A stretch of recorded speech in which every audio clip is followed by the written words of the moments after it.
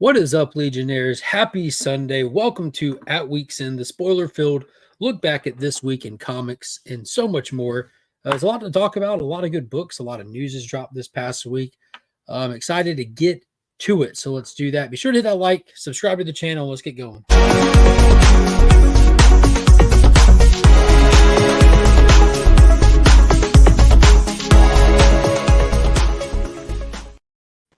Hey, Paul. Hey, how are you? Good, good. How are you? I am doing well. Thank you for asking. Oh, you're welcome.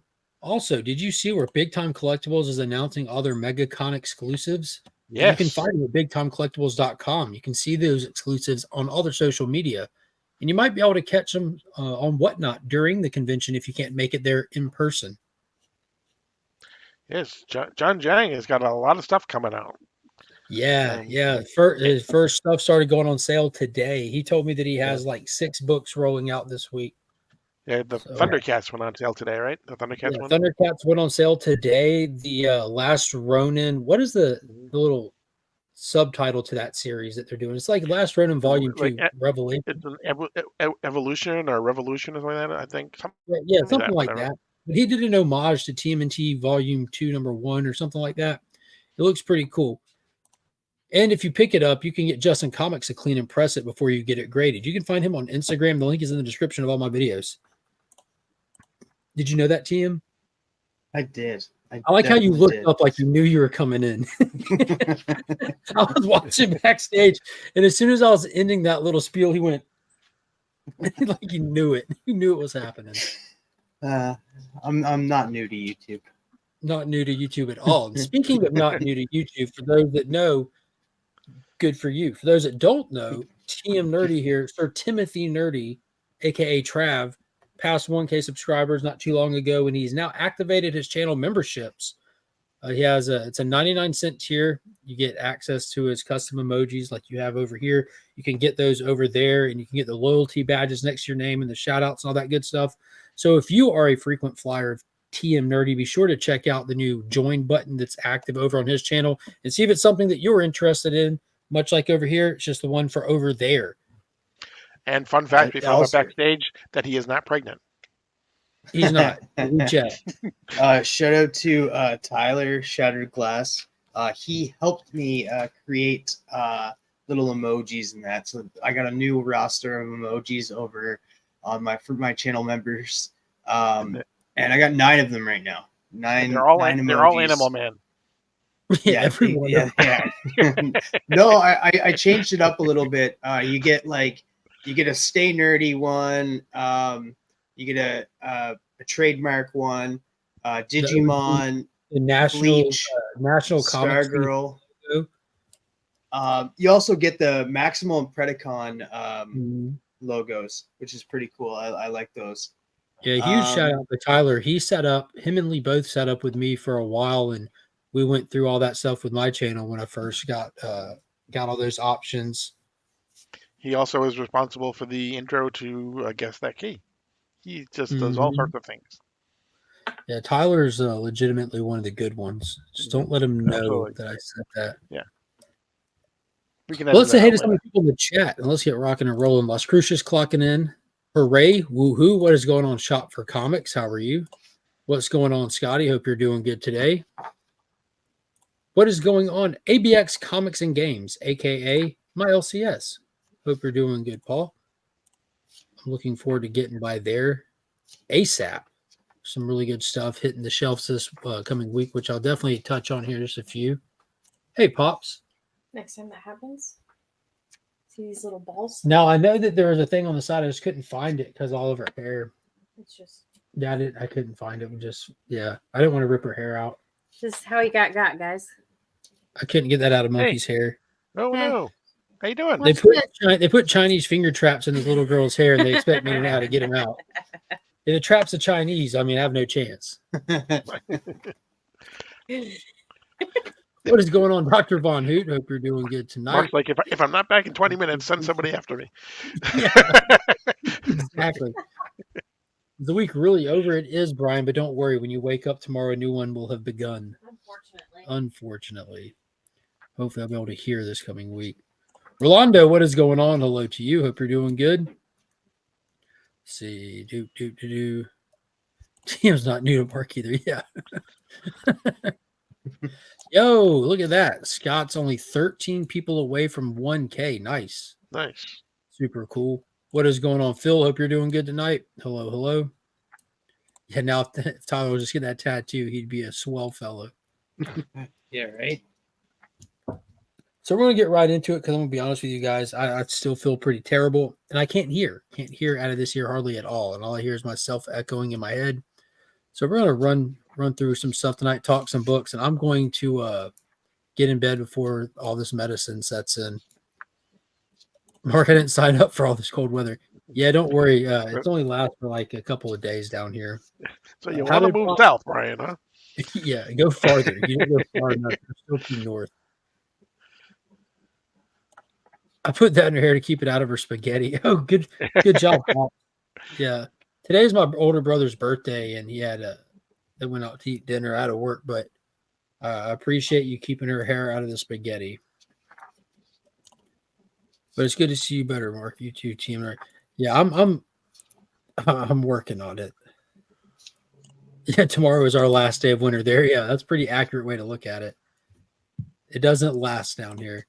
What is going on, Paul, in the 619? Hope you're doing good tonight. So let's get into it. There's a lot of stuff on the news docket. The first thing that I do want to bring up is something that TM Nerdy has been bringing up here and there, and he came correct tonight with a statement, an article, some information on a movie project that's coming up. It's not Marvel, it's not DC, but it's got his attention, and I think it'll have a lot of like cult fan following if they actually get it released. If they actually make this movie and release it, it's got really good potential. It was an old animated TV show that aired on MTV, I believe, back in the late 90s.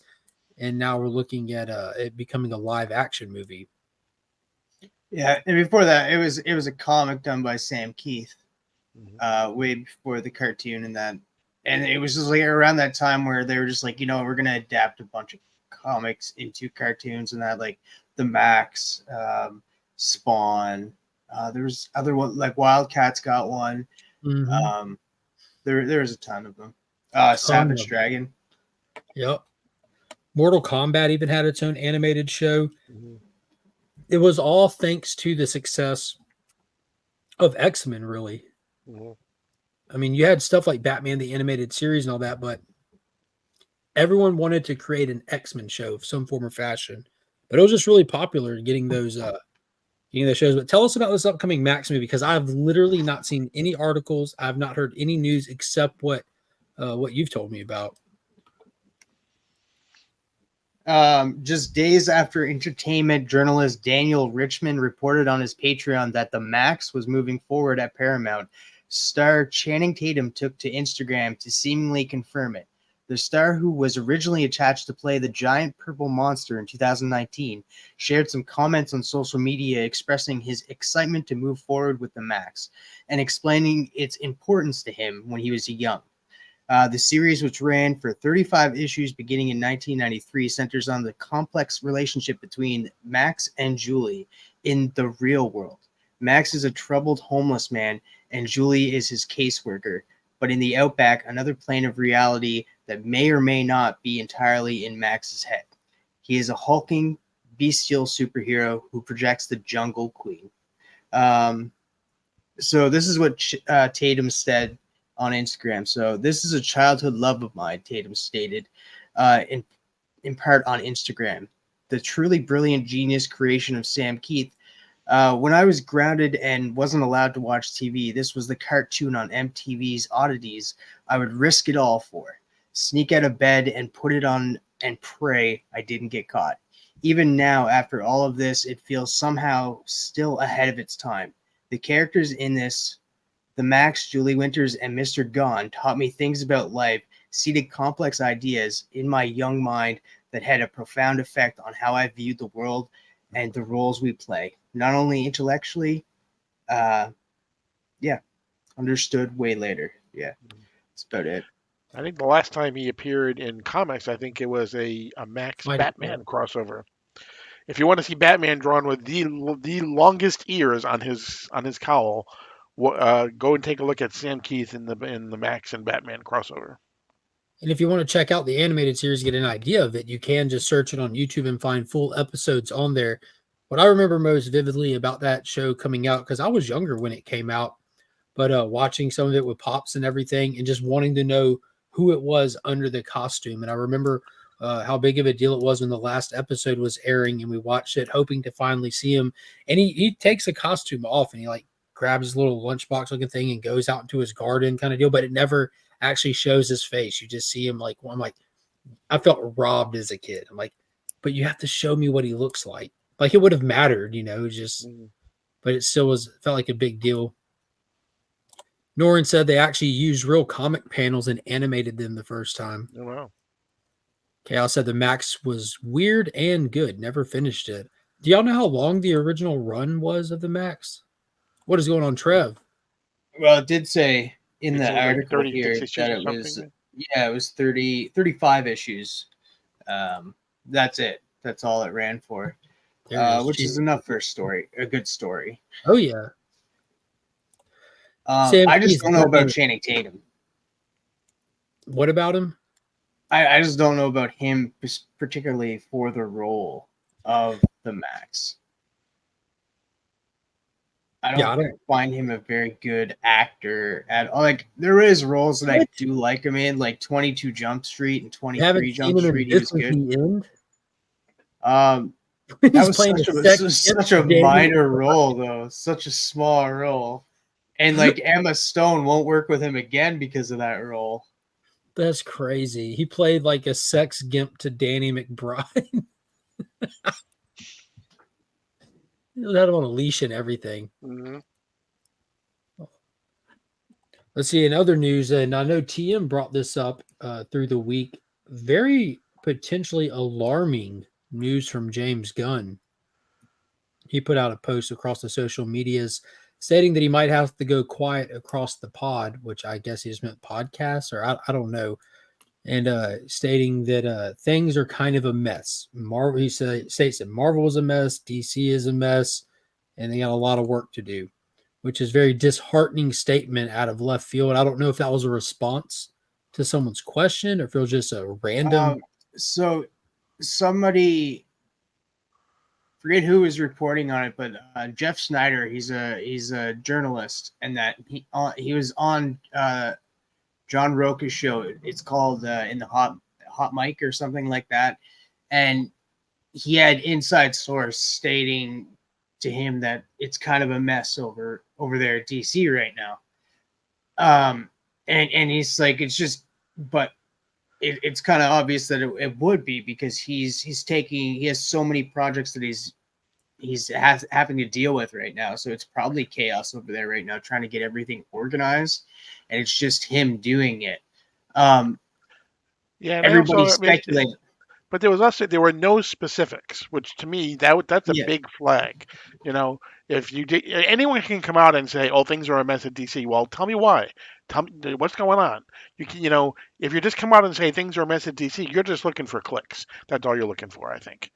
So that was the thing with me. But I'm sorry, I didn't mean to interrupt you, but I did. No. To speak on that though, it was Jeff Snyder who commented on people like speculating, seeing, oh, it's a mess, it's DC's gonna fail and stuff, and it was Jeff Snyder that responded and stuff and said, maybe I should stop, like maybe I should keep it to myself and like hold back some things I say on the podcast because you guys are just kind of blowing this up. So that was a response to what he said. People kind of took what he said and blew it up and made it worse than what it sounded like. And all he was saying was it's a mess over there, just like how it's a mess over at Marvel. He even stated that too in there. It's a mess over at Marvel, and it's just the fact that he's the only one with his hands in everything right now. And of course it's going to be a mess in that. He's trying to get everything organized. You're just coming off of the last movie, and you're trying to get casted, days that you're going to put out your movies and that, plus working on Superman Legacy. Maybe he works better. Like sometimes people work better when there's chaos everywhere. And maybe that's just he just You know, works better that way. and I appreciate that he responds. You know, that Gunn responds to things, but I would be just as happy if he just, put his head down, did his work, and if he has something to say, then he puts it in social media. Other than that, it's like just concentrate on what you're doing. I have a hard time figuring out how he has time to do all the things that he does Right. with how present he is on social medias. And then I always think, like, I wonder how much of what's posted by him is by him firsthand versus like people that help manage social media and stuff like that. But it comes off like it's actually him responding and talking and stuff like that. And I guess it's not hard to open your phone in your quiet moment. It's not even just quiet moments, but waiting on this or that. I mean, I do it all the time at work and stuff. It's a mess over at Valiant Movie Studios. Yeah. Yeah. Vin Diesel left it that way. Yeah, I love that movie. It was so bad. I enjoyed it, though. It was fun. What is going on, Comic Cap Collectibles? We had Digger Jim pop in. Mad Spidey, what is going on? Comics by the Bay. Hope y'all are doing good tonight. But yeah, the mess over at Marvel, mess over at DC. I can only imagine. Like, I mean, it's obviously like Disney really didn't make the list of news or announcements. Has been kind of quiet on that front this week. Nelson Peltz's board members did get rejected, so that hasn't gone through. They're still power battling it out between Nelson Peltz and Bob Iger. So it looks like the next step would be Iger bringing in just a standard process of bringing in the nominees for the board. It looks like it's going to be the same old of board nominees coming in. Nothing big or new or shaking up there.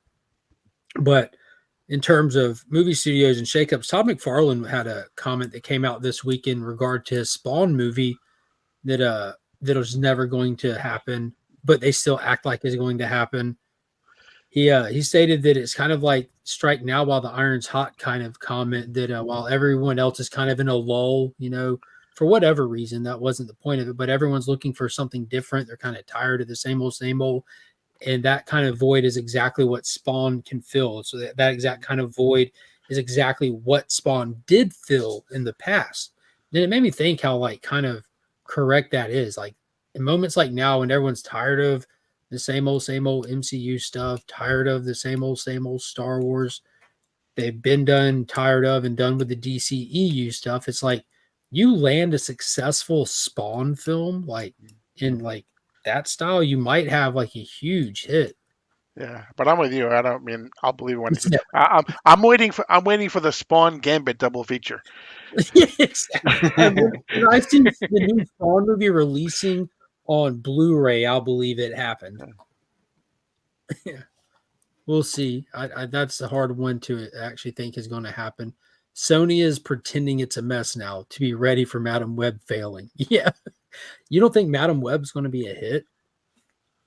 That's one of the things. They started dropping like the promo posters and stuff for that this week. And, it's just, dude, it seems surreal. Like I have a hard time believing that that's actually really happening. Yeah, that was a great film. That's a fan film. I believe it's Bat in the Sun that put it together. I keep forgetting how soon Madam Web is coming out. Like it's soon. It's next month, right? It's February, right? Yeah.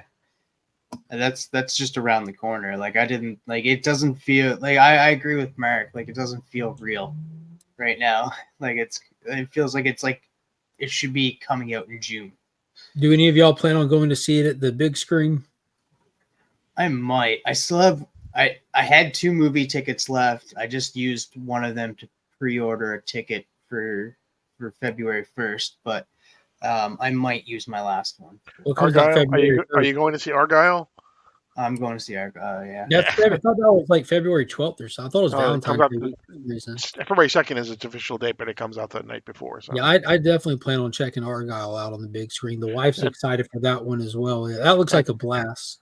And it's done by the guy who did the Kingsman. So Matthew Vaughn. Yeah, he did X-Men First Class, the Kingsman. Yep. He's a kick-ass. He's a fantastic director. He just makes fun films. He brought new life to the X-Men franchise. Yeah, he did. And then someone came behind him and killed it. Yeah. I enjoy the X-Men movies. I really do. I don't know why. More on the movie front. Godzilla -1 passed $100 million domestic this week. Wow. That was the big milestone for that. Later this month, it'll be releasing in black and white. The 20-something. That movie's still just steadily chugging right along. I think it's this Friday it releases in black and white. Might be. And in terms of chugging right along, guess what just passed Black Adam? Aquaman. Aquaman, the movie that will not die. Aquaman in the Lost Kingdom is still earning, which is absolutely awesome in my book. And also on that, I believe Tuesday it'll be available to purchase digitally, if I'm not mistaken. Right, and then it comes out March 12th, I believe, on physical media. Yeah. What is going on, J-Med? Holy crap. Is that the temperature where you're at? Oh, no, that's Celsius. Yeah. Yeah, I think it's that temperature. It's 31 degrees here. 32 is 0. So we're about the same here. Mm-hmm. It was 18 degrees Fahrenheit when I went to work this morning, which is like that's like super cold for us here. I think it was a 13 million budget, so big success. Yeah, they the reported budget, not reported by the studio, but the budget that was reported on for -1 was $15 million. And when asked about making the film on only a $15 million budget, the director responded by laughing and saying, "I wish we had $15 million." So it was definitely under that. Madam Web couldn't even carry a one-shot solo title. Yeah, -1 does deserve all the monies, all of it. I'm getting there, J-Med. Getting there. Yeah, it's warmer here. It was 21 here this morning. Not common at all. No. In the words of Pops, there's I think he said an Arctic dome that settled over our area. Arctic dome. Is that kind of the same as is that different or the same as the polar vortex? I don't know. I think it's like a head cold. Okay. Arctic dome. The Arctic dome sounds more permanent than a polar vortex. Oh, he said the black and white release of Godzilla -1 is -1/C for color. Yeah, I saw that on the posters for it. Want a good movie? Go see Beekeeper. Laughing emoji. It's funny you put the laugh on there because that movie's gotten a lot of ridiculously high praise. I think it's one of those occasions where the movie knows what it is and handles it properly. And on that note, I want to bring up something that I watched this week for the first time. Semi-new. It's available on Amazon, included with Amazon Prime. That's where I watched it. And it was Fast X. Fast X, starring everybody in the world. And when I tell you guys, I had an absolute blast watching that. I watched it, I think, Friday night maybe, or Saturday, something like that. And I watched it again last night with the wife. It is ridiculous in all the right ways. It knows what it is, and it takes it to the max. Jason Momoa gives his best performance I've ever seen, most entertaining performance, brings everybody, holds nothing back, and it was an amazing dumpster fire of a good time. Like this is like the Sharknado, but with cars with a proper budget and people that know what they're doing. That makes fun of itself in the movie. Like they address the fact that good guy, bad guy, anywhere in between, you get anywhere near these characters, you become part of their family, and they liken it to having a cult, but with cars. So like they're very aware of what they're doing at this point, and they're leaning into it. And I think it worked perfectly. Yeah. I feel like they've taken basically almost anybody who has ever been in a superhero movie, and at some point they've actually been in a Fast and Furious movie. Yeah, Momoa is fantastic. Yes, he is. Like he absolutely. Cena's in it, right? John Cena's in it too, right? Yeah, you have Vin Diesel. You have like Diesel. the full cast. Vin Diesel. But Dwayne Ludacris, Johnson is not in that one though, right? Tyrese. I guess this is a full spoiler show to begin with, and it's been out for a while. So like the whole shtick was like in real life, Vin Diesel and The Rock had gotten on some rocky terms. The Rock has appeared in like 5-6 of these movies already. And the whole movie goes with Jason Momoa targeting any and everybody associated with the car cult, all the way down to parents and relatives. And you go the whole movie and you get no Rock, which is a shame because Hobbs is like such a big character in that franchise that he has his own spinoff movie with Jason Statham. So the credits play like like the little artistic part of the credits before the scroll, and right you get like a mid scene after credit with a SWAT team going into a house, and they're expected, and these TVs come on, and a message taunting him how you were on the bridge and you killed my father. You're the one that pulled the trigger, and it was The Rock. He takes his like his SWAT gear off and tells the dude on the phone, which is Jason Momoa, he tells him, "I'm coming for you." He's like, "Well, I'm not hard to find, you some bitch," and he just breaks the phone in his hand. So The Rock was in it. All right. He was the post-credit stinger, and expect to see him next movie. But yeah, Reacher was in it. Alan Richmond was in it. He was fantastic. You had Brie Larson added to this one as Kurt Russell's daughter. There's a ton of people. Just everybody was in it. Vin Diesel, John Cena, Tyrese, Pete Davidson was in it. Like it was insane. But yeah, I highly recommend checking that out. I enjoyed it so much so that I guarantee you I'll be at the first showing possible for the next movie, because it ends on like an old school black and white serial style cliffhanger. Like it was really well done. It was ridiculous. So ridiculous. And the Mission Impossible movie is on Paramount Plus this week on the 25th. If you haven't watched it, it'll be free on well, I'd say free. It'll be on Paramount Plus on the 25th, I believe. Yeah, that was like now that movie is just good all around. Every metric of good possible, you can apply it to that movie and it fits perfectly. Let's see. Coming out on physical media, we should get Crisis on Infinite Earths Part 1 finally. I say finally, but it's only been like 2 weeks since they released it on digital. I believe that comes out this Tuesday, so I'll hopefully be picking up my copy and diving into that, and we can kind of discuss it. They're already advertising and started running the trailer for Part 2. It looks like they're putting them out really close back to each other. I enjoyed Part 1.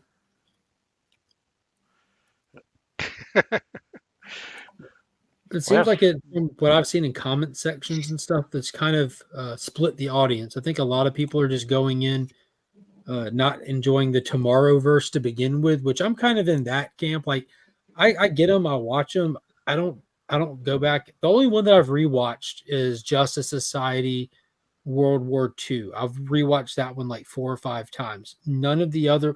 Well, I watched Superman, Man of Tomorrow a couple of times. But the rest, I'm just like, yeah, okay, saw it, I'm good. I like the Superman one. I will say, and we'll get into it once you watch it, because there is scenes that I really want to talk to you guys about. The art, I can't.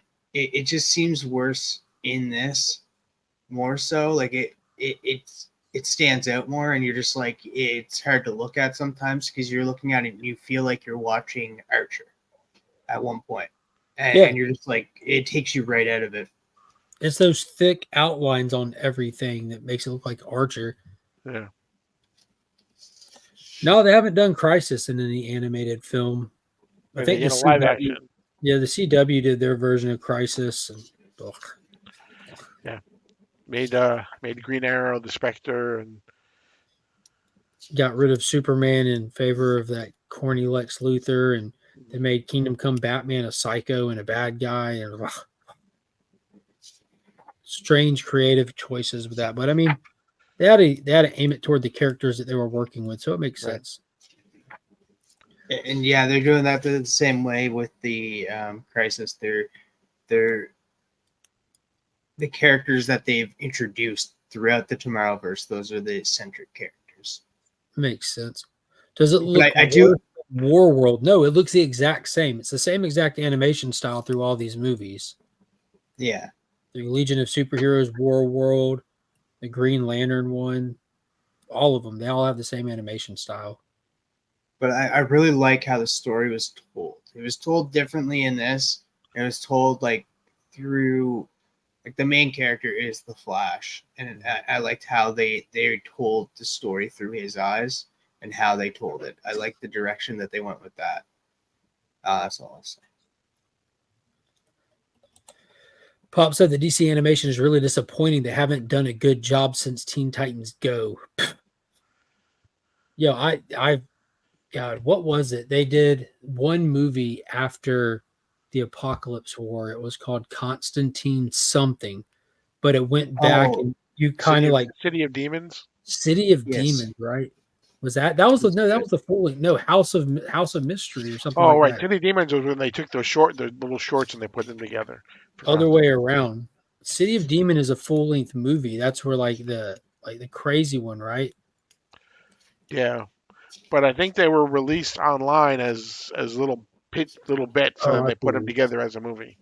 I got you, but yeah, House of Mystery one that they did was the actual like 3 or 4 different shorts that are like the special features of the other one. So you got like the 2 or 3 of those that were released as special features, and then the extra Constantine short, and you have the Spectre in it looking at like the ramifications of Apocalypse War. So I think that was like the last true like installment into the DC animated universe that we had. J-Med said Injustice was solid. What is going on, Esteban? Good to see you, brother. Hope you're doing good. Tony, what is up over at Comicverse? How are you? Young Justice has good anime. Yeah, Young Justice is amazing. That show is just has no business being as good as it is. We need just more of that. We need a Metal Man catch up on it. I did read that they're the people who are doing the Crisis on Infinite Earths and Watchmen, that they basically have no idea if they're going to be able to do anything after Watchmen, because they really haven't gotten any like green light to do anything from Safran and Gunn after that, because Gunn has committed that anything that they do, they're going to use, the actors that do them in real life, and that they still may do some Elseworld stuff, but they really haven't been told anything beyond what they've already announced. So, well, throughout the Tomorrowverse, the Elseworld stuff has been the best stuff that they've done, like the Mike Mignola Batman movie and stuff with Etrigan in it.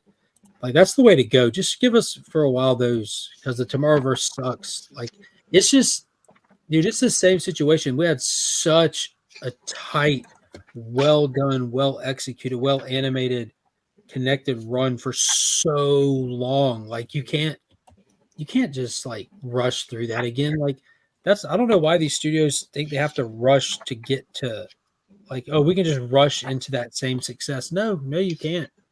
The people would rather ride it out anyways and get shoved into it like that. But they tend to have a pretty good release format where you get like one connected movie, then one standalone, like one connected, then do Red Sun, one connected, then do Batman by Gaslight, whatever it is. But whenever they do those standalones, they're always hits, always. Batman the Brave and the Bold was hilarious. It was also really good. Yeah. Also, y'all see where Jason Aaron is going to be taking over TMNT. It looks like issue number 150 is the big finale of the current run. They're doing a whole road to 150, and then they're starting it over at issue 1. Looks like a full reset from what I understand, or what it looks like to me. And Jason Aaron, famous for his time at Marvel, he's currently doing some Action Comics works for DC, as well as Batman Offworld for DC. He's going to be taking over TMNT. Y'all have any interest in Turtles? Y'all planning on checking that out or anything? No. Yeah, I'm with Paul on this one. Well, ironically, I'm with both of y'all on this. I enjoy the Teenage Mutant Ninja Turtles. Just have no desire to pick up the comic form. I hope it's good. I know there's a lot of Turtle fans out there. A lot of people are excited about this announcement. If you want to see a conversation with Jason Aaron talking about some of the stuff he's currently working on, you can check out the Bearded Comic Bros channel. He recently sat down and had a fantastic conversation with him, touching on some of those things. I think he released it the same week that Action Comics came out, so it would be pretty recent on his channel, just be from last week. Definitely worth a listen. And what else do we have on here? Crisis, Jason Aaron. Ultimate Spider-Man. Looks like that turned out to be a massive hit. It's done sold out everywhere. It looks like standard covers on this massively ordered book are going from $20 to $50 on the secondary market. Did y'all get in on that one? Did y'all read that one yet? I did. I ended up with the J. Scott Campbell cover though, because there were no more of the standard cover. I liked it. And I'm normally not a Jonathan Hickman fan. I think I've talked about this before because I always feel like if I'm going to read Jonathan Hickman, I need to devote 5 years to a title because that's how long it takes for him to tell everything that he's got to tell. And maybe that'll be the same here too. But it felt much more contained. It felt like he wasn't setting up something that's going to take forever to tell for the payoff. So it was an interesting read. I enjoyed it.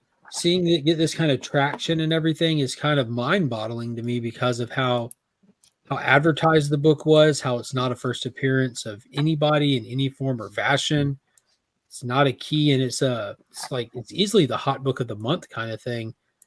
But I thought that was pretty wild to see that get that much traction. It just shows you how hungry people are for a decent Spider-Man story, like legitimate. yeah. There's a ton of Spider-Man fans out there, and with there being like 37 Spider titles every month, and people not liking any of them, they're really hungry for a good Spider-Man story. I know I am. I'm excited too. And it's a different take on the whole Spider-Man mythos, even from the first Ultimate Spider-Man as well. It's not the same as the first Ultimate Spider-Man. So I like that. I think the second printing has Uncle Ben on it, I believe. So they're gonna like spoil it on the second second printing. Makes sense. Those second prints are always good for spoiling stuff. I got another big announcement. I miss Monarch. Can't wait for Godzilla X Kong. Yeah, Monarch was fantastic. We had a huge conversation about the finale and everything last week. I'm big excited for Godzilla X Kong. Big excited for that. But next week, this coming Wednesday, yeah, Ghost Machine #1. It's a 64-page special one-shot will be hitting shelves. It'll be spotlighting and highlighting. I believe it'll be a series of just short stories all throughout the book from different writers and artists, showcasing everything that's able to be showcased right now from the new Image Comics imprint, headed by none other than Jeff Johns and an entire army of talent with him. I don't know who's not in the know about that, but do not miss out on Ghost Machine #1 this coming week. Any person who has ever worked at DC Comics will be there. Yes. We got Peter J. Tomasi, Gary Frank, Jason Fabok, Francis Manifold, Brian Hitch, Ivan Reese. Ivan Reese is there now, and they've announced numerous more, and it's going to be wild. You're going to get, I think, 13 different covers to choose from.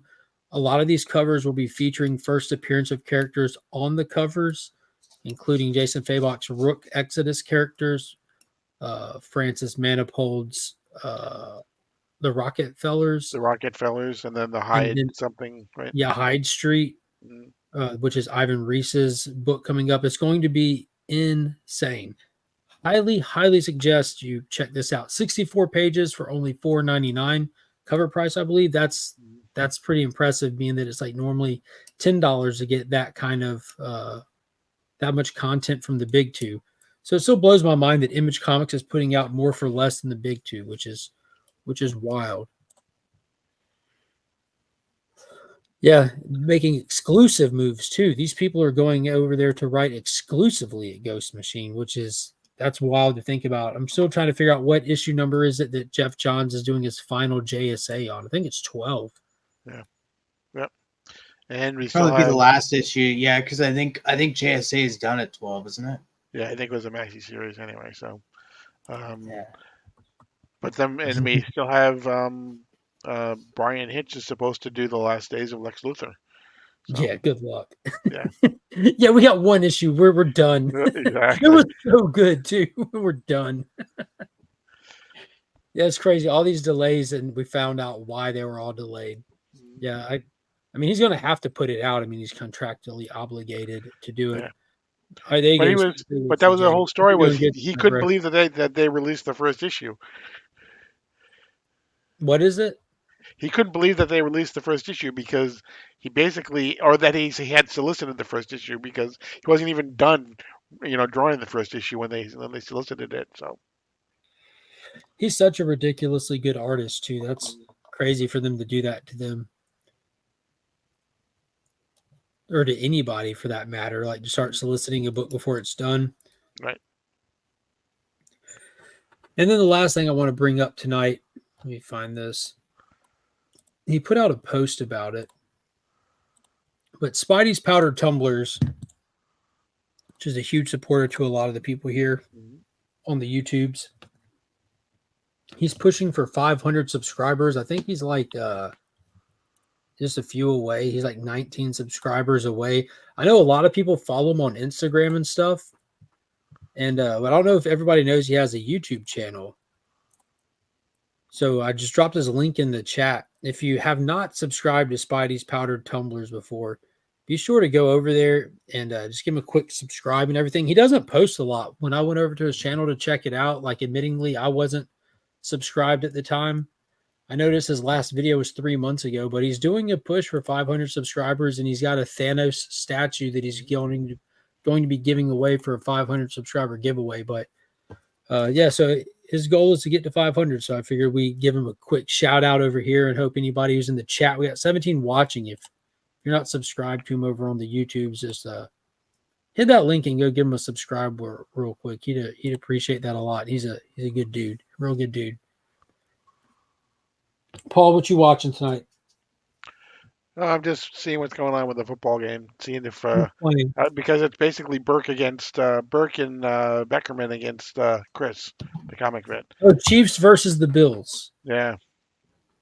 There we go.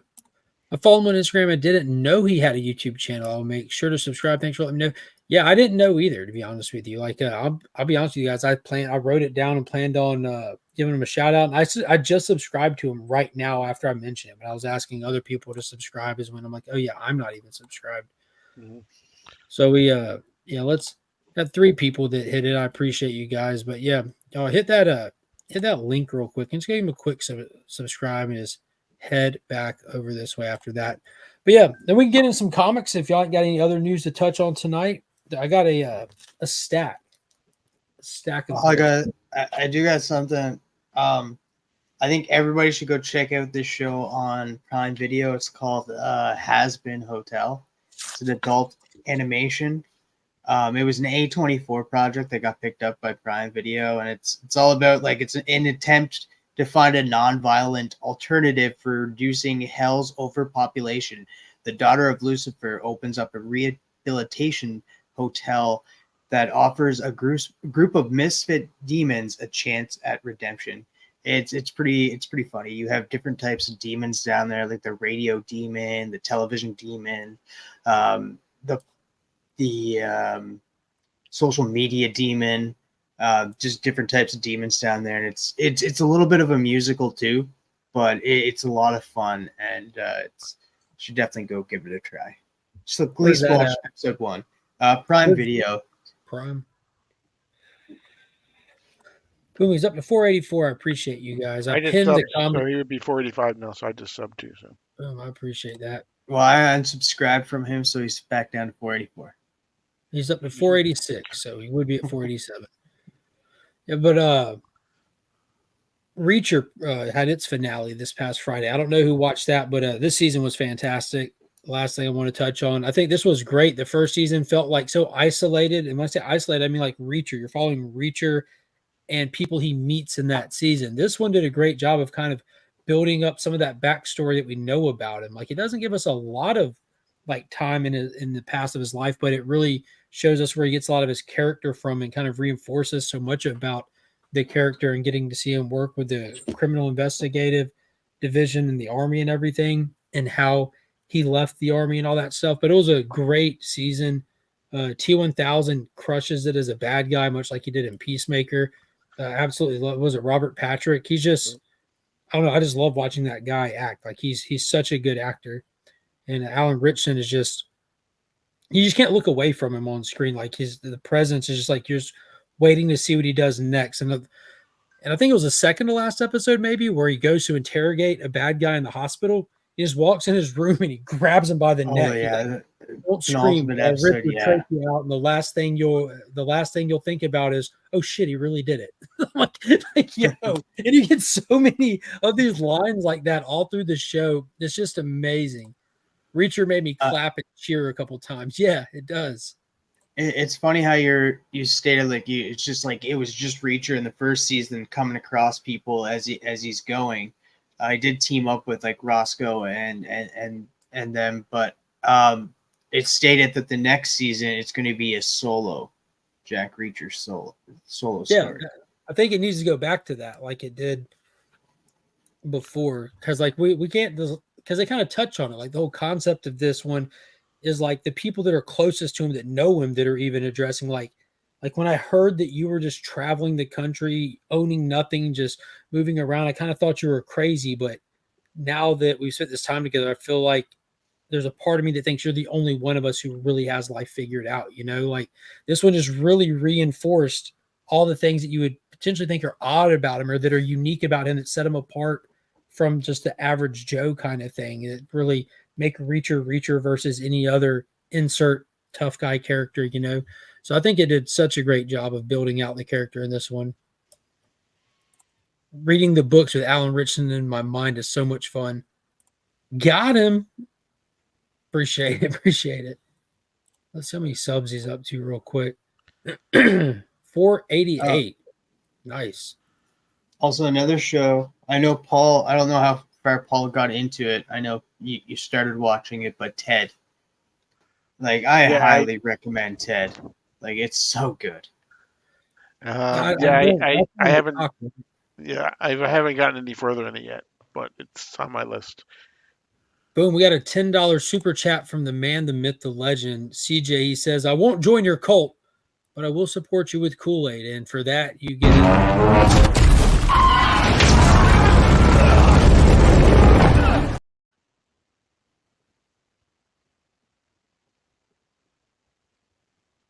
Appreciate you, CJ. Thank you so much.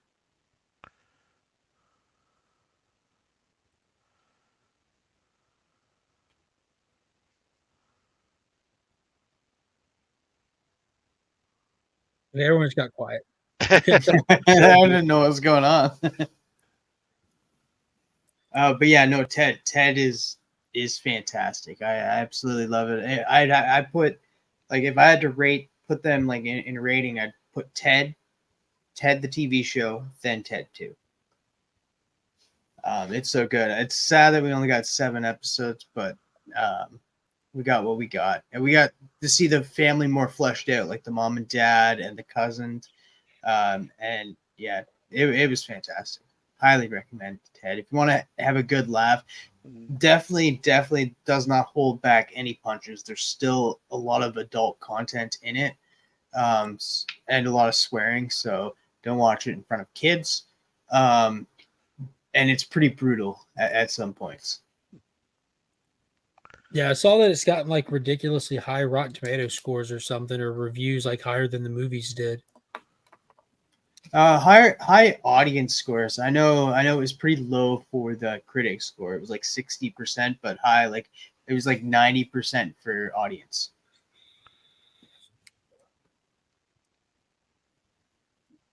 Oh, you rank the Ted TV show over the Ted movies. Now the guy who plays the dad is Scott Grimes, I believe. He's from the Orville. Yeah, he also Ted is why he's not making the Orville right now. Also, he's the voice of Steve from American Dad. He could do his voice that high pitch. Yeah. He's Steve, the kid. He's like he can sing in a high pitch. Like you wouldn't think of it when you see him. You're like, no, he can't speak in a high pitch. Like he can do the Steve voice off the cuff like that, and he has such a high pitched voice when he sings. Yeah, DVH, the series actually goes back in time. It goes back like 20 years or something like that. So the Mark Wahlberg character is played by somebody else as well, by a younger person. So in the movies, I get what Dr. Von Hoot's saying, because in the movies, when Ted comes alive, for the first time in the first one. The mom and dad were played by Alex Borstein and Ralph Garman, and now they got recast for the Ted series. But yeah, Ralph Garman is not the dad again; it's Scott Grimes.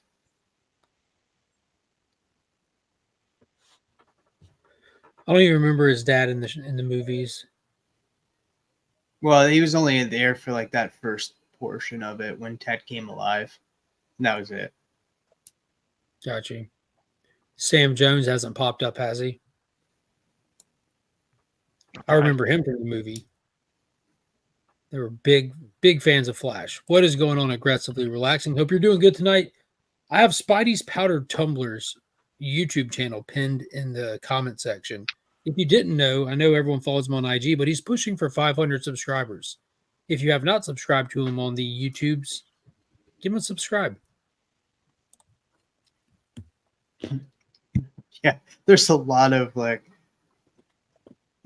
Boston talk. Definitely know that they're from Boston in the show. Yeah, I don't know if I'll ever catch it. I still haven't seen Twisted Metal yet or anything else on Peacock. Oh, yeah, both of those. You definitely need to watch those before 2024. Yeah, I want to check out Twisted Metal. That just sounded like it was fun. Heard nothing but enjoyable reviews from people that watched it. Oh, it's so much fun. And you know that Anthony Mackie is just having the time of his life on set. Like he just looks like he's having a good time doing that show. We all want to get into some comics. We're almost at that hour mark. I'm going to switch over and hit some of these comics, and then I'm going to try to bounce out here at a reasonable time. It's because I'm tuckering out. I'm feeling it in my voice.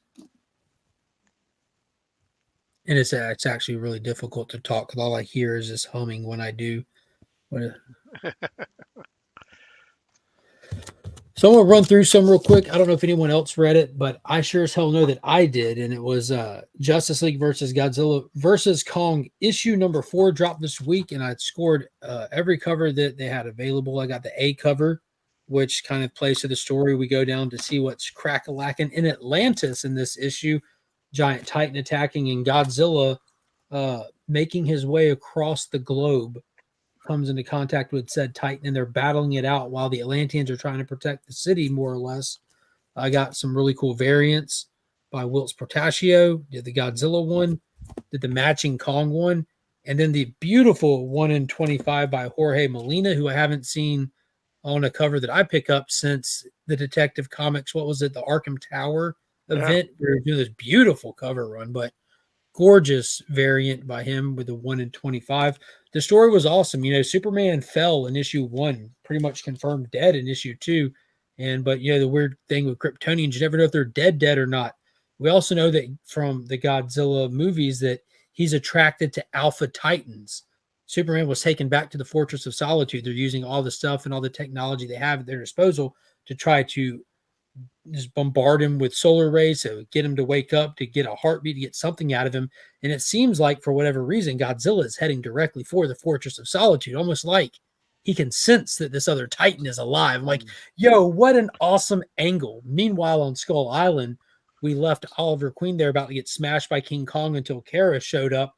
And we pick up right back there with Kong and Kara having a stare off, basically neither one of them yielding to the other one, but neither one of them attacking, confirming to Kara that this is not an aggressive creature. This is an offensive, intelligent creature. And she realizes there's other things happening. So she leaves Ollie right there with Kong's like, you'll be fine. Don't spook him. And she dips to go check on her cousin. Meanwhile, as soon as she dips, the League of Shadows, the League of Assassins, I think it was League of Shadows, apparently are on the island getting ready to make a play. And Ollie's about to have to fight all of them off on his own until Kong steps in and starts smashing them with him. So not only do we get like confirmation that we got Superman probably alive, we get an awesome Titan battle in Atlantis. And now it looks like we have Kong, the first start of rocking with the Justice League. And that's always one of the cool parts about Kong as a Titan or a kaiju is like how he always connects with some people on a level. And you have that good guy angle that they play with him. Absolutely love it. We can't wait to get into more of this. This was issue 4, so we have 3 more issues to go. 7-issue series. Been enjoying it every step of the way. Yes, totally enjoyed it. I think I said I'm not a huge Monster Universe fan, but been enjoying the stuff that's been coming out of the Monsterverse, whether it's TVs, movies, or comics, as late. And uh, Brian, I'm not gonna pronounce his last name right, but Brian B, the guy who's writing it, um, Yeah. who has written stuff for DC Comics before. He's hitting all. Buccellato. Yeah, yeah. He's hitting all the right beats, I think, with this. So They also play into the angle that like the JLA is kind of figuring out that Toy Man is the catalyst for all this yeah, stuff.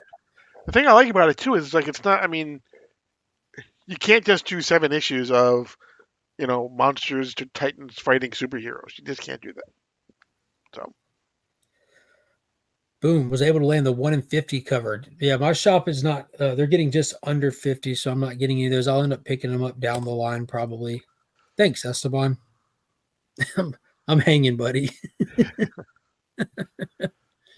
I second that, Esteban. Yeah, I'll live. I'll live. Well, I got to wake up early in the morning for work. I don't know if I can check it out tonight. Got to get up at 4. Yeah, I get up at 5. I try to get up at 5. This past week has not been easy.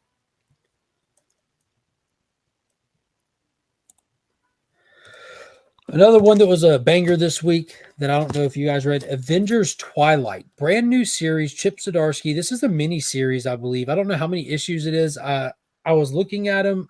Nelson over at Big Time Collectibles, he messaged me. He said, check that book out. So I checked this book out.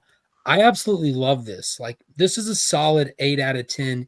Easy. This is Kingdom Come Marvel. It's in the future. The Avengers are no more. It looks like a new generation of kids have stepped in to superhero roles. The future sucks. People are oppressed. You can't speak out the way you want to. You can't do this, that, or the other. Matt Murdock, Luke Cage, and Steve Rogers are all old, have little meetings in the park. Turns out Matt Murdock comes up dead. Luke Cage ends up getting his hands on Steve Rogers and bringing him into the fold of almost like a resistance kind of deal, and points out the necessity of getting Steve back in the costume to instill hope, to instill purpose, and to instill a drive in the young generation to give them something to look up to and follow into battle against Iron Man's son, who's pretty much leading this terrible, how do you say it, dystopian future. dystopian, yep. And dude, this was great. This was just absolutely great. I had a blast with this one. I cannot wait for issue 2. That one's just got added to my pool. I'm looking forward to keeping up with that one. Didn't they do like a? Didn't Alex Ross do a kind of like a Kingdom Come Earth X. adventure? Yeah, Earth X. Yeah. This is way more close to Kingdom Come. Earth Okay. X is just so far in the future and so vastly different. This is just like how I told you, like you have the next generation of heroes. They're just terrible people, and you need your Boy Scout to come back to be the symbol of inspiration and drive. Like that's literally Kingdom Yeah, Come. exactly. Yeah. This is literally Kingdom Come. And if you're telling me that you're going to do a Marvel slant on the greatest comic story ever, let's see what you got. Yeah. Let's see what you got. But yeah, like I enjoy those tones, those I don't know, those universal messages that are in there. That's the kind of stuff that gets me like my blood going with comics, like that feeling of like this guy's bigger than him, that whole symbol and everything he represents kind of deal. So I don't know if it's just going to be following him the whole time. When we get introduced to Steven, he's old, he's married, he's settled down. I mean, he's old. The super soldier serum had been taken out of him years before this series starts. By the end of it, this rebellious underground group of people that have Luke Cage at the head of their table have been working on experimenting with recreating the super soldier serum, but they haven't been able to get it to work because it's not just the serum, it's not just the solar radiation blast, it's the man that gets into the machine. They need Steve to get into the machine. And yeah, let's go. Let's go. It was super cool. What is going on, Johnny boy? Sounds great. I've got it, but not cracked it open. Yeah, it's definitely worth the read. I enjoyed the art. It's a little different. Daniel Acuna did the art. It was solid though. Another one that was fun. Just burn through this one real fast. Superman issue number 10. We take a quick trip to the past of the Wild Wild West to get the origin of Marilyn Moonlight, told in a very unique way, where she pretty much inspires a younger, alive version of herself in the past. Just a straight up little romp through the Wild Wild West, and it was really solid. Again, this book just hits every time. Did you check out Superman, Paul? I did. I really like it. Bruno Redondo with the guest art on it as well. Um, quick read, but he didn't really spend a lot of time back in the Wild West, but they're setting everything up for House of Brainiac, which we didn't talk about, but that's what they're setting everything up for. So Yeah, you notice how Lex Luthor's daughter has the Brainiac symbol on her head. Mhm. Wonder how much that's going to come into play later. It's an absolute massive hit this week for me. Was World's Finest issue number 23, Mark Waid and Dan Mora. We are balls deep into the return to Kingdom Come. We get to see Magog has been made the deity Gog. We get to see the motivation and plan that he has, where he's trying to take all the heroes of Earth 22, take over their free will and send them to Apocalypse to wage war on Darkseid, because in his mindset the only path to take is a glorious death, and he's looking for that, and he's going to sacrifice every hero and villain at his disposal of Earth 22 to get it, by waging a war that you cannot win against Darkseid. Batman and Superman of our Earth manage to stop his invasion and try to save Magog before he slips too far, and they thought that they did it, but we end the last page on a huge cliffhanger with the boom tube open and the army going through. They stopped him, but not before Darkseid noticed the door and came through it. So Darkseid himself is now standing on Earth 22, like the dinner bell just rang, and he's he's brought the war to them. So I can't wait to see what happens next. Darkseid has become one of those characters who, for some reason whatsoever, we don't see a lot of him. He's the biggest bad guy in all of DC Comics, and he just pops up here and there right now. It's weird.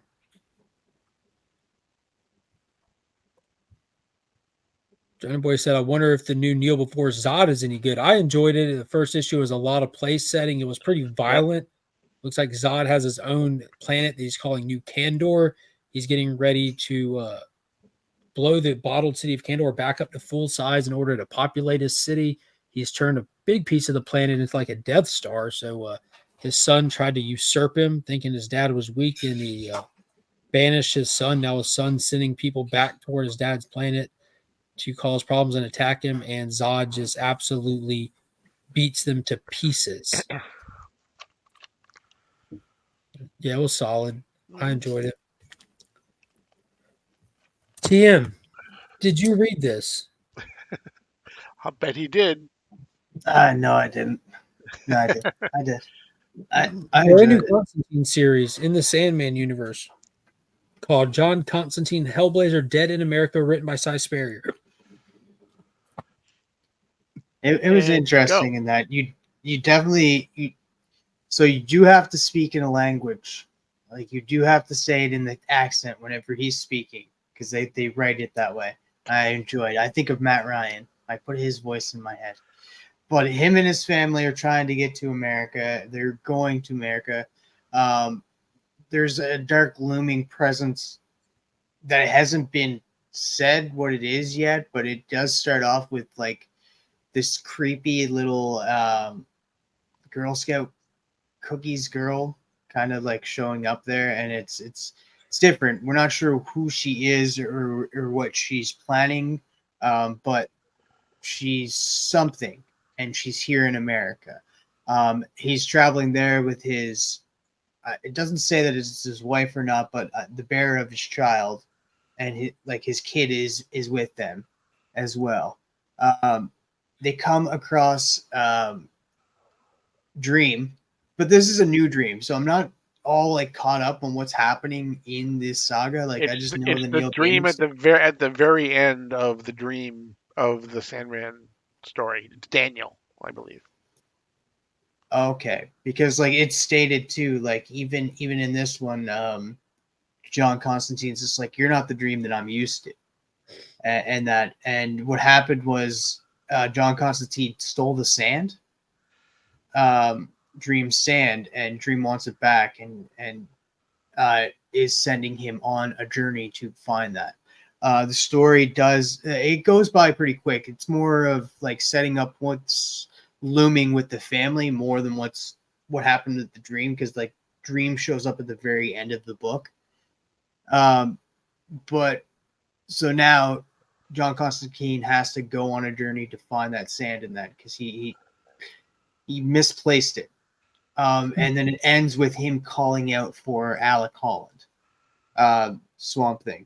And then it ends with somebody saying, John Constantine, Alec Holland, I know those names. So it's going to be a Swamp Thing, but it's not going to be Alec Holland's Swamp Thing. He says, I don't know who those people are. I don't know those names, right?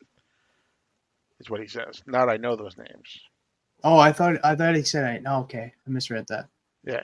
He says, these names, John Constantine, Alec Holland, I do not know them. Okay. All right, I misread that.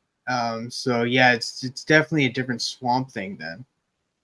Because I'm guessing all Swamp Things don't know who the previous Swamp Thing is. There's only two. Yeah. There's Alec Holland, and there's a current Swamp Thing who's Levi Kaveh that Right. Ron V introduced us to. He's been our Swamp Thing for the past couple of years now. He's a super cool character. And he's now like on like the Teen Titans too. Like he's hooked up with them, I believe. Yeah. This book wasn't my jam. It was super meaty. Super meaty. There's a whole page of just explaining exactly what happened, like telling you, it's almost prose, telling you exactly what's happened to John Constantine in the past 2 years or whatever. Yeah, it was a Todd McFarlane page, how he used to do those pages where it's just a straight page of exposition, not even like art bubbles or panels or anything. The news ones on the Spawn ones were the worst, where you had the news people talking. Yes, that's how this felt on that page. So the story is just super moody. It's a Cy Sperrier thing. It's just, this is how his Flash book reads. This is how his Suicide Squad Blaze was.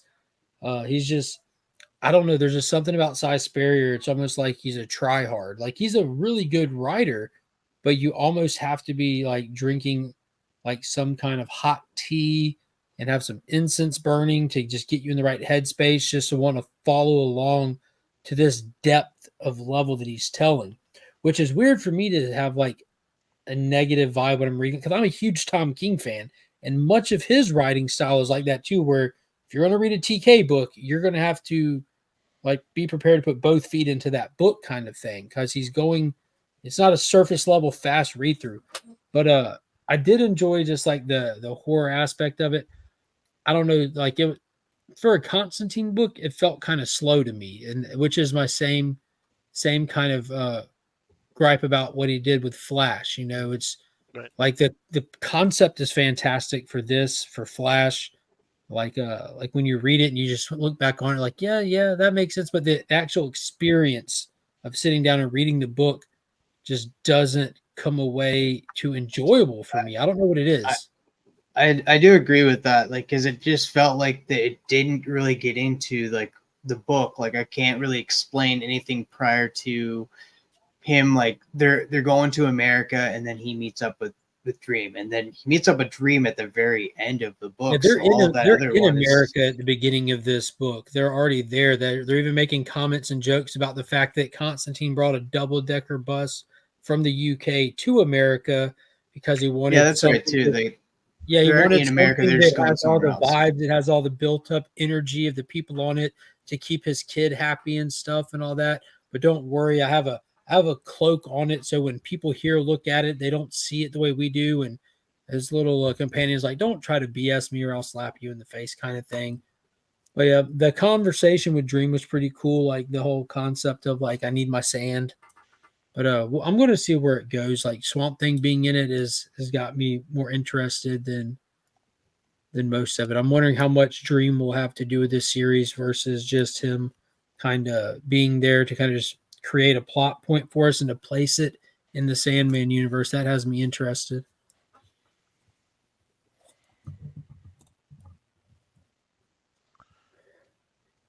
Looks like Buffalo is out. Was this the Super Bowl tonight, Paul? No, this was to get to the conference championship. So they would have played if they won this game, then the next game would have been for it to get to the Super Bowl.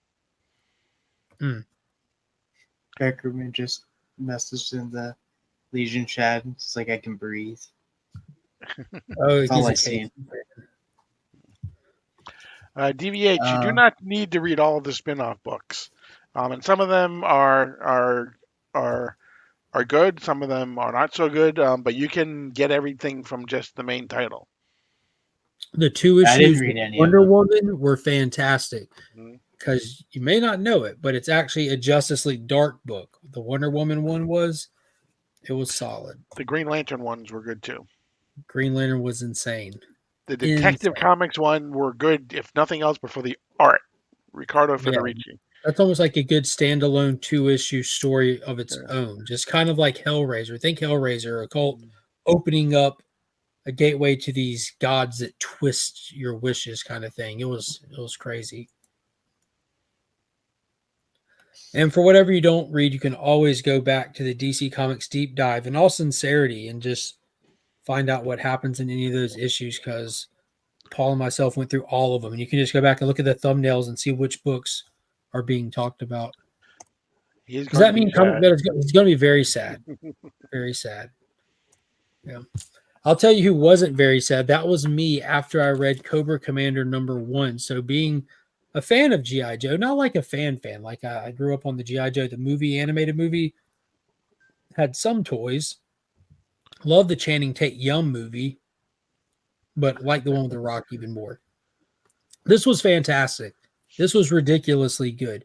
Place set in Cobra Commander in this completely brand new universe, being introduced to the Joes and Transformers all from scratch, and the way they're intertwining the history of Cobra Commander. This is before Cobra, the organization, was set up. This is him coming from Cobra Law to our world and kind of establishing himself. And it looks like he has somehow came across the body of Megatron, which he is retro engineering to make technology out of, which is a huge no-no in Cobra Law, as they are all natural biology based society, and it caused a bunch of problems and a split in their society.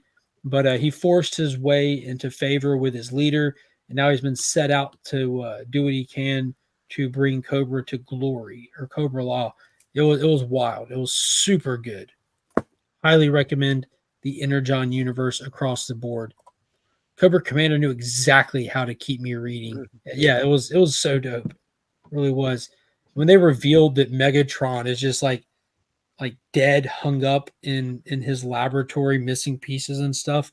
I've been saying from jump, I think that's Megatron in his hand. Now I think more than ever that that's Megatron in his hand, or some way, shape, fashion, or form. Super cool. What else you read this week, Paul? I read. What'd you think? Yeah. I liked it. It was. It showed that Diana is still number one in the Wonder Woman family, but it also showed the close knit, how close knit the whole family is. She basically, and it was kind of fun. They basically did. All of them want to help Diana in her fight against Sarge Steele and everybody else. And Diana says, "Okay, you know what? You can't." So they decide to do it by duels, which is how everything would be decided on Themyscira. And they take different types of duels, and one of them is Yara, one of them is Diana, one of them is or Donna, and one of them is, I can't think of the third person. Wonder Girl, I can't think of her name now. Yara Flor. Cassie, yeah. Cassie, Yara, and Donna. Yeah. And they have to do something different, and they're like the man's, for lack of a better term, they're like the man's world contests. Although one of them is arrows. That's one of the duels. But Yeah, one of that was them, dumb. yeah, exactly. And Diana manages to defeat all of them, even though one of them is Donna thought she had Diana by doing video games because she didn't think that she would be able to keep up with her, and it starts off that she does, start to defeat her, and then Diana says, you don't think that I thought ahead and thought that you would think of something that I wouldn't be able to do, and so and that's how she's able to defeat Diana, and so And all of them credited it basically. to her time of fighting alongside Batman, who always prepares. Like Right, Batman knows to prepare for all contingencies. I took a page out of his book and I prepared for all contingencies with you, including sitting down playing games like I know you do with your friends here at Titan Tower. right, I'm like, right. so And so smart. they each had to swear at the end after they were defeated that they would not intervene to help at all. And then at the very end, they all basically confront her again and say, "Look, we're a family. I'm not gonna not let you. I'm not gonna not go into battle with you." And so we're setting up the big battle with her against the Sovereign, who was pulling all the strings basically. So yeah, it was really good. Again, Tom King, the way he writes and going back and forth, showing things through different time periods and forward and Yeah, everything it was is really cool how she it was was doing it to eliminate her friends from fighting alongside her in this battle that's coming that's really dangerous. And they swore that they wouldn't join. All the while you're seeing her opponents amassing an army of previous Wonder Woman villains and how it's going to hurt her being this leader that Angleman. We was get to see Angleman again. yeah, and like all these ways that they're going to defeat her because they know that she's going to want to protect everyone and it'll leave her vulnerable. And then we get the last page shock where all of her friends that she won and had a vow not to get involved are all they're like, you know what, screw that vow. We love Right, you. We are your right. friends. We are your sisters. We don't care what you say. We don't care about that vow. We're not letting you ride off on your own. We'll do this together. I'm like, Right. hell yeah. Mhm. As far as Cobra Commander being set way before Transformers, this has to be. At least that first issue obviously had to take place. The way that I assumed it, which who knows how they'll play it out, but I assumed that after Cobra Commander is done with Megatron, he gets scrapped somewhere, or maybe whoever was in Cobra Law eventually just gets rid of Megatron, since he's like it's pretty much a crime to have him there, like he goes against their way of life. So it looks like his body just got dumped somewhere. Best Wonder Woman villain ever was Egg Foo. Another one this week, Superman Lost, issue number 10, 10 of 10, the final issue of Christopher Priest's Maxi series. This was wild. What a twist ending they had to this. They went with a time paradox. Superman, having found Grace, the Green Lantern, came to Earth that was last seen on the world that he had lost, presumed dead. Him and the rest of the Justice League go out to find it, to save it, to help it. In the process of doing so, he knows it's going to take a long, long time to get it done. And in order to get back to Lois, he creates a time paradox with the help of Grace, where that older version of himself that we saw earlier in the book kind of calls back to a conversation he had with him. They created a time loop to where when he originally leaves Earth and hits that point where he's picked up by the scavengers, they put a coordinates beacon on him so that he would get sent back home.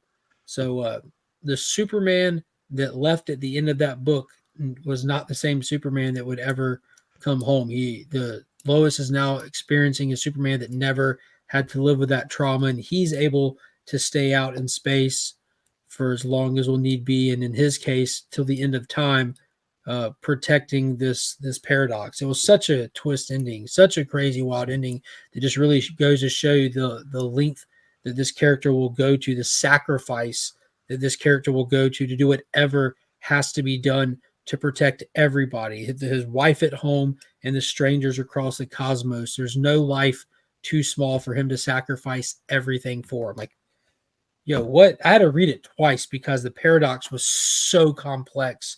Yeah. But have like going through, I'm like, man, like I cannot scream Christopher Priest praises enough. This book will not be for everyone, as it is scientifically complex, and it's scientific, like it's all theoretical stuff too. So it gets it gets into weeds with some of it, but I can't like read the book. If you get to this paradox at the end, just read those 2 pages a couple of times and it'll click. And when it does, it is so good because all I could think about is how John Ridley, that son of a bitch, tried to destroy this man's character. And then Christopher Priest comes in and does the same routine. And we get his innermost thoughts on someone he should absolutely hate, who just tried to give his wife cancer and tried to kill his wife just to bring out the Boy Scout. And he had that comment issue 9. He's like, I don't want to kill him, like he just really solidified like how Superman is Superman. He's as Superman as you can imagine, and then some. I'm like, that was heavy. I absolutely loved it. It really was. It was. I mean, for you Doctor Who fans, it's all that timey-wimey stuff that is just like can give you a headache for if you don't, when you first read it. But to your point, if you go back and you really kind of read it and look at it, it's like that's pretty ingenious. It's pretty good. It is, and how well it calls back to numerous issues because Right. the paradox is created out of moments over multiple issues from 1, 3, and 5, I believe. We got a member milestone chat from Brother John. What's good, brothers and sisters? Actually on call working tonight. Just wanted to stop in and say, I love you, fellas. Hashtag We're Legion. We love you too, Brother John. We do. Appreciate the 21 month strong. Yeah, in a way, it's a time loop. So they all just existed already. Yeah. I love Priest. Yeah, dude. So in recent times, the Black Adam 12 issue run that I thought was fantastic, and this, which I think is fantastic. I like the fact that these are not throwaway books either. These are 2 feet in stories as well, and it just did such a good job from 1 to 10. The way that this story is structured, how you're kind of like going for a couple issues, and you feel like you're building to something. And you're like, what is with this planet? Why are we doing all this on this planet if we're supposed to be on a cosmic odyssey? And then we get off the planet, get back home, and you realize how everything at home is now contingent upon what happened on that planet. Everything that's moving the story and motivating the story is a response to how he feels about that planet. And then to get this big ending to call back to it, go back to it, and that not even be the big thing. And what was cool, I thought what was a cool little twist too, is Grace showed up pregnant in that last issue. It looks like she self-impregnated using a DNA that she found on a hairbrush. And it looks like she pretty much cloned Superman inside of herself to have a savior on her planet. And Lois was twisted about the whole thing, but it was a huge callback again to the life that she took earlier in the series. She killed the Jimmy character from this planet, and she pretty much cloned him and brought him back, like as an ultimate retribution to what she had done earlier. It was wild, man. It was super wild. I absolutely loved it. I was kind of struck. I'm like, yo, did they really just go this far with this book? Did they? I wasn't expecting it. BJ, did you get your package?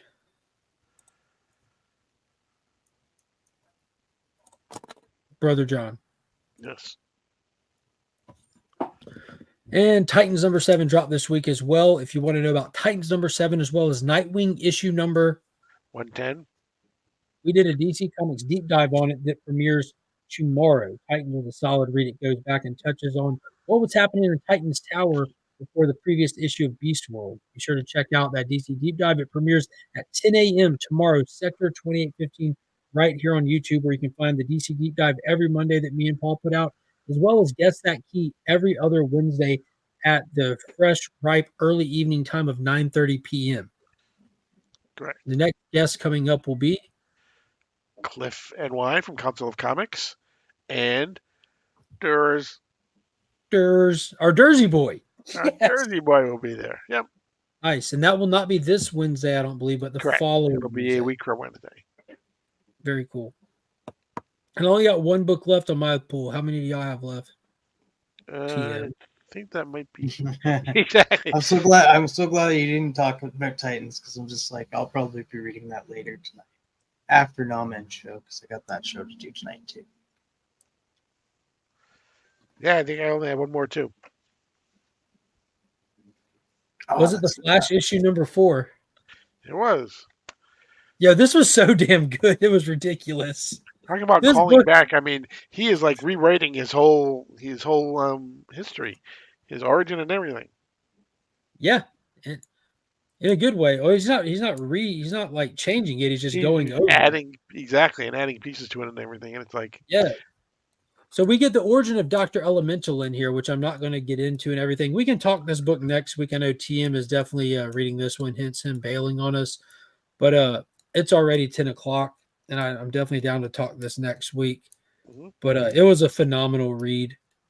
I just laugh. I just laugh whenever they talk about hard water because to me, when they say hard water, that's ice. I it's a that I think it's something else, but yeah, like when you have like hard water, it is water that makes you break out and you get like calcium bumps and stuff Yeah. on your shoulders and all that. But yeah, it treads over the origin of Jay Garrett. They give us the origin of Judy Garrett in this issue as well, which is important, and the motivation behind why she came to be. And it's woven into this new villain that we've been given with this series named Dr. Elemental, who I hope sticks around. Yep. Super cool villain, formidable villain, great backstory, and great forward momentum if they want to do something beyond this. I cannot imagine only having 6 issues of this. I really wish they would just switch this to ongoing and cut the Achilles tendon of the main title right now, because it is terrible. Yeah. It's rough to read. You can get TM back to start talking about Animal Man. Animal Man. Oh man. Animal Man. Didn't work. Said it 3 times. There you go. That's going to do it for this week. Oh, it did work. There he is.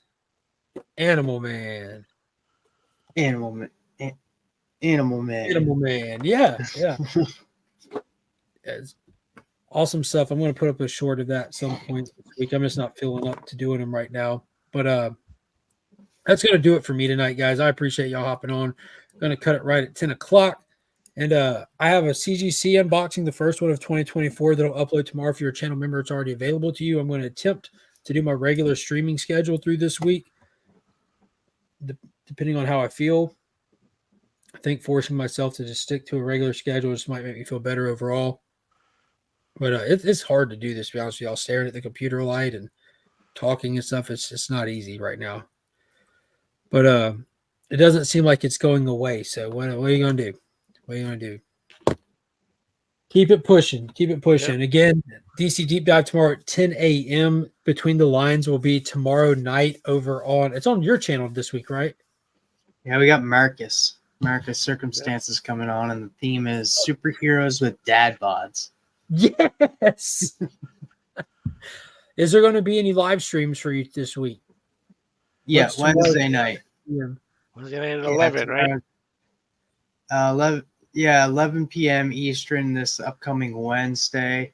I'll have a list of topics that we'll be talking about. I'll post them out on Tuesday on Instagram and my community page. That way, anybody that wants to jump on and talk about these topics that night, feel free to do so. And open panel, guys. Just we'll have a good topic, good conversation. Don't ever be offended if I'm not in that live chat. What's that? So please don't get offended if I'm never in that live chat.